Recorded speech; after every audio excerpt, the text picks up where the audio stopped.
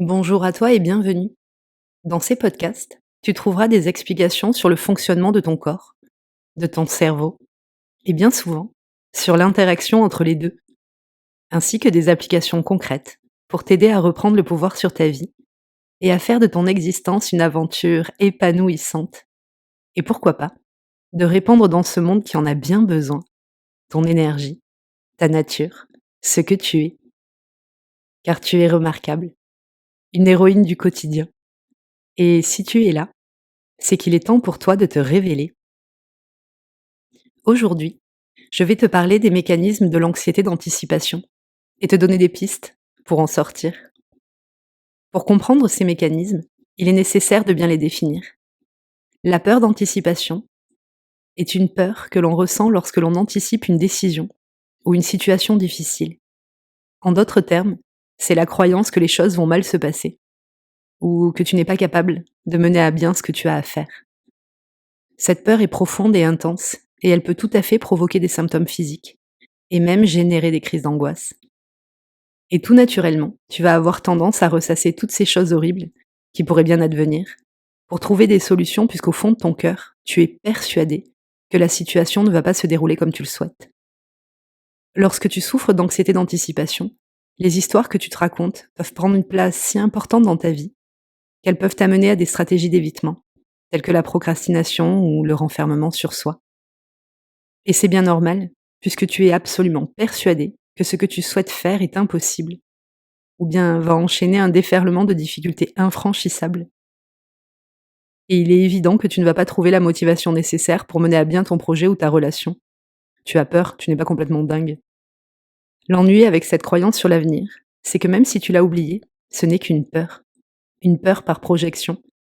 Rien de tout ceci n'existe réellement.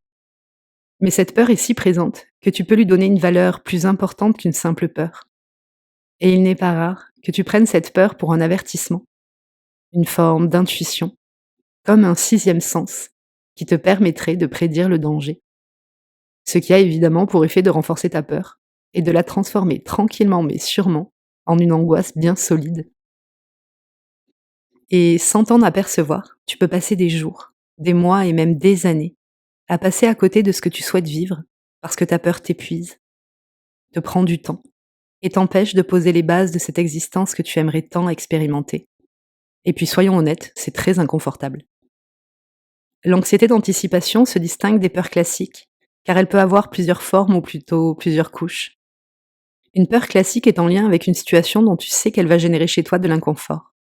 Par exemple, tu peux avoir peur d'échouer lorsque quelque chose te tient à cœur. Dans ce cas, tu vas redoubler d'efforts pour mener à bien ton projet. La peur te signale un danger. Le projet est ardu. Il est nécessaire de bien s'y préparer. Il est quand même important de noter que tu intègres qu'il s'agit d'un challenge, qu'il est possible que tu échoues. Ce qui n'était qu'une possibilité devient tout à coup une réalité tangible, sans quoi tu n'aurais pas peur. Tu serais simplement porté par l'envie de faire. L'anxiété d'anticipation va rajouter une deuxième couche, la peur d'avoir peur. Dans notre exemple, tu peux avoir peur de ne pas être en pleine possession de tes moyens, parce que tu as peur, et que la peur te paralyse, et que par exemple, tu procrastines, et que tu ne mets pas tout ton cœur à l'ouvrage. Finalement, tu as peur de ta propre peur. À ce niveau-là, tu peux remarquer qu'entre en jeu une nouvelle donnée. Non seulement tu as peur, parce que le projet est ardu, et tu commences à te juger inapte. D'une certaine façon, tu commences à te demander si tu es en capacité de faire face à la peur qui vient frapper à ta porte. À la peur d'échouer, s'ajoute la peur de ne pas faire ce qu'il y a à faire, de ne pas être assez performante ou que sais-je encore. Et là, tu valides qu'il est possible que tu ne sois pas capable de faire face à une peur. Et plus tu y penses, plus cette peur s'ancre. Il n'est pas rare que s'ajoute une troisième couche. C'est le moment où tu as peur, d'avoir peur, d'avoir peur. Et si cette formulation peut sembler barbare, elle résume simplement le fait qu'à la peur d'échouer et à celle de ne pas faire ce qu'il faut, tu as peur que la difficulté et ton incapacité à y faire face te conduisent inexorablement à l'échec. À ce moment-là, tu valides qu'il est tout bonnement impossible que tu parviennes à réaliser ce qui te tient à cœur et, la plupart du temps, tu mets en place une stratégie d'évitement. Dans le cas qui nous intéresse, mieux vaut ne pas commencer à mettre en œuvre le projet. De toute façon, c'est bien trop compliqué et tu n'as pas ce qu'il faut. L'échec est inévitable. Et comme tu es une personne saine d'esprit, tu ne vas pas aller consciemment dans une voie dont tu sais pertinemment qu'elle ne va t'apporter que des désagréments. Et ça marche pour tout. Tu peux avoir peur qu'on te brise le cœur, puis, à force de te persuader que c'est ce qui va arriver, tu peux avoir peur d'avoir peur qu'on te brise le cœur. Et du coup, de ne pas avoir l'attitude adéquate. Et de fil en aiguille, tu peux avoir peur qu'on te brise le cœur, de ne pas avoir l'attitude adéquate et te persuader que c'est ce qui va arriver et que du coup, tu vas choisir de ne plus rentrer en relation amoureuse avec un homme, ou en tout cas, avec un homme que tu serais susceptible d'aimer. Ou bien tu peux être en relation avec quelqu'un avec qui ça se passe mal, mais tu peux avoir peur de ne pas trouver mieux. À force de persuasion, tu peux avoir peur de tes choix futurs puisque tu penses que tu ne trouveras pas mieux. Au bout d'un moment, tu peux être certaine que tu ne trouveras pas mieux et que tu ne peux pas faire confiance à tes choix. Et du coup, qu'il vaut mieux que tu ne le quittes pas. Tu vois la boucle? Au commencement, une peur, à la fin, des certitudes et des stratégies d'évitement. Bien sûr, tout cela est inconscient la plupart du temps ou pour le moins. Le chemin se fait si rapidement qu'il est difficile de le dénouer. Et comme tout cela se passe dans ta tête, et que tu le sais parfaitement, tu vas essayer de dénouer la situation en te rassurant. Et à chaque nouvel argument susceptible de te rassurer, une nouvelle peur surgit, si bien qu'à la fin tu es lessivé, abattu et tu n'as plus de force. Avant de passer à la dimension solution, parce qu'évidemment il y en a une, il est important que tu portes à ta conscience les conséquences de cette anxiété d'anticipation. Pas pour rajouter une peur à une peur, mais pour commencer à prendre conscience que cette peur ne te protège pas, bien au contraire. Parce que je te le rappelle, tout ceci a commencé par cette croyance, cette certitude que cette petite voix qui te raconte en long, en large et en travers ces scénarios catastrophes est une intuition, un avertissement. Mais une intuition ne fait pas peur. Elle ne s'empare pas de ton mental. Elle ne te torture pas avec des histoires toutes plus terrifiantes les unes que les autres.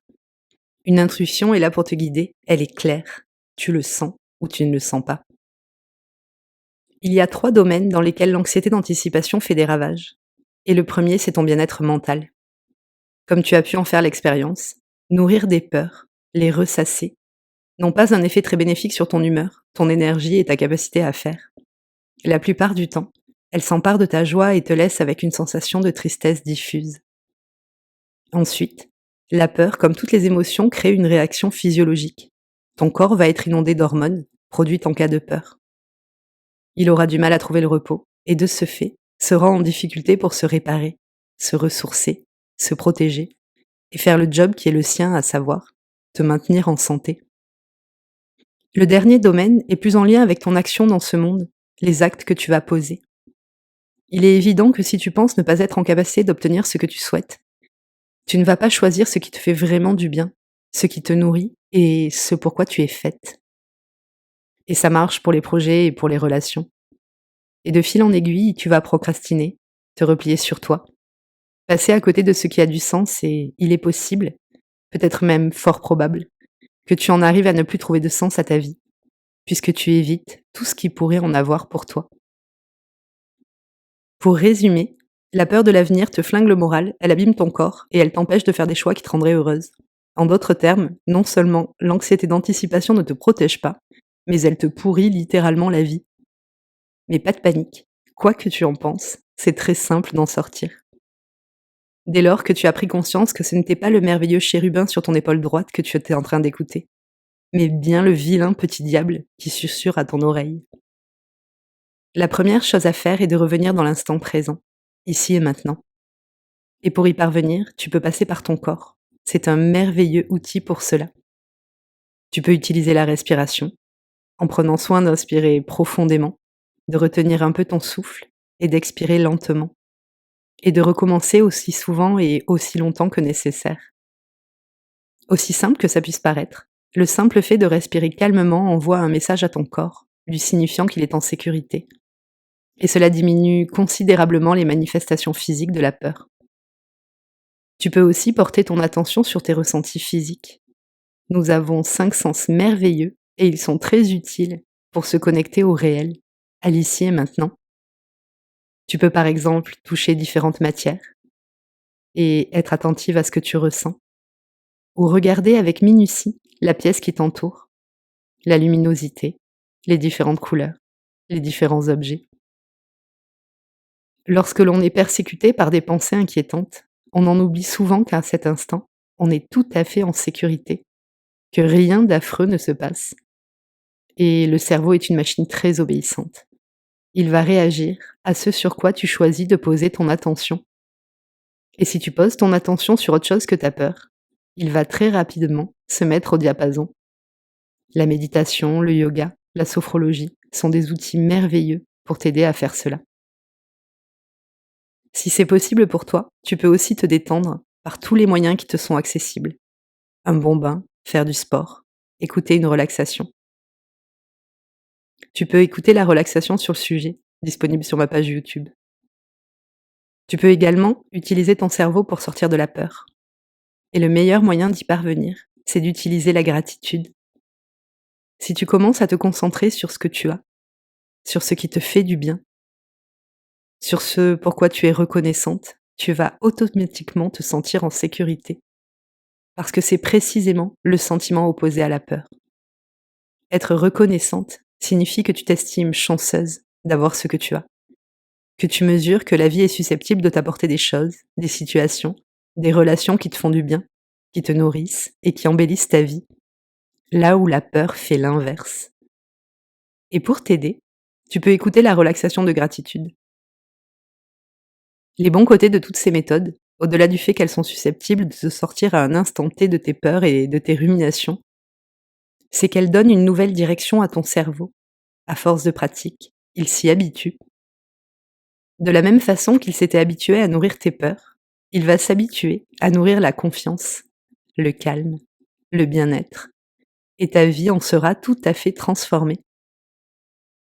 Il y a une troisième méthode, lorsque la peur se place sur une situation spécifique. C'est la visualisation. En imaginant, en visualisant ou en ressentant une situation qui te fait peur, au sein de laquelle finalement tu t'en sors bien, tu habitues ton cerveau à envisager d'autres options. Les sportifs l'utilisent depuis très longtemps pour améliorer leur performance. D'une certaine manière, tu montres à ton cerveau qu'il est tout à fait possible que les choses se passent comme tu le souhaites. Et comme le disait Ford en son temps, que tu penses en être capable ou que tu penses le contraire, dans les deux cas, tu auras raison. Tu peux le faire seul, en imaginant la situation avec une issue favorable, ou tu peux te faire accompagner par un thérapeute ou par une relaxation enregistrée, en lien avec ta difficulté. La sophrologie et l'hypnose fonctionnent très bien dans ce genre de cas. J'espère que ce podcast t'aura aidé à comprendre ce qui s'opère dans ta psyché lorsque tu souffres d'anxiété d'anticipation et t'aura apporté des clés pour en sortir. Si toi aussi tu as souffert de ce mécanisme cérébral plutôt désagréable et que tu es parvenu à en sortir, n'hésite pas à partager ton expérience. C'est toujours plus rassurant et plus agréable de savoir que d'autres ont réussi sur le chemin que l'on s'apprête à emprunter. Je te souhaite une très belle journée, pleine de sécurité et de confiance en la vie.